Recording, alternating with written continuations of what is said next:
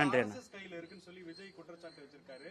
அதே போல அதிமுகவினுடைய வாக்குகள் தன் பக்கம் வர்றதுக்கான அந்த பேச்சு இந்த மாநாட்டுல பார்க்க முடிஞ்சது. எப்படி பாக்குறீங்க? ஆனா ஆர்எஸ்எஸ் இயக்கமானது ஒரு மிகப்பெரிய இயக்கம். 100 ஆண்டு தொடர்ந்து 100 ஆண்டு கொண்டாடி கொண்டிருக்கின்ற ஒரு மிகப்பெரிய சமூக சேவைக்கான இயக்கம்.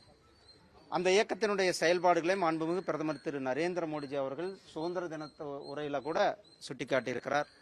அதே போல அந்த இயக்கத்தினுடைய சிறப்பை பற்றி பண்டிட் ஜவஹர்லால் நேரு அவர்கள் சொல்லியிருக்கிறார். டாக்டர் அம்பேத்கர் அவர்களே நேரடியாக அந்த இயக்கத்தினுடைய கேம்ப்ல கலந்து கொண்டு அந்த இயக்கத்தை பற்றி புகழ்ந்திருக்கிறார்.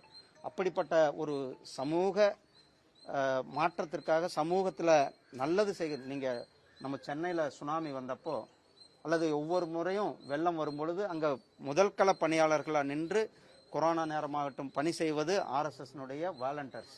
அப்படிப்பட்ட இயக்கத்தினுடைய கருத்துக்களை ஒருத்தர் கேட்பது என்பது மிகவும் வரவேற்கத்தக்கது தானே.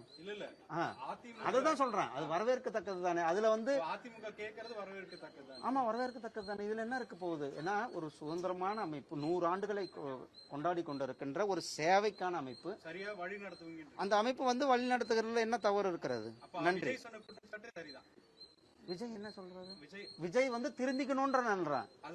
விஜய் ஆர்எஸ்எஸ் பார்த்து கத்துக்கொள்ள வேண்டும். விஜய் ஆர்எஸ்எஸ் பார்த்து கற்றுக்கொள்ள வேண்டும். ஆர்எஸ்எஸ் 100 ஆண்டுகள் ஒரு இயக்கமானது 1925 தொடங்கி இருக்கின்ற இயக்கம்.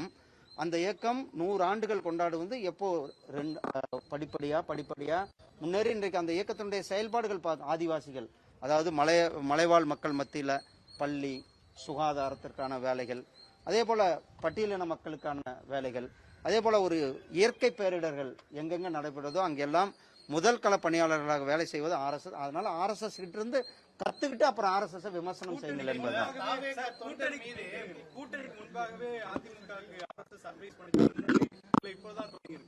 அண்ணா, நாங்க ஆர்எஸ்எஸ் பண்பை பத்தி சொன்ன நானு ஆர்எஸ்எஸ் பார்த்து நிறைய பேர் கத்துக்கணும். அதுல விஜயும் முதன்மையாக வெளில கத்துக்கணும் என்பதுதான் என்னுடைய இது. நன்றி அண்ணா.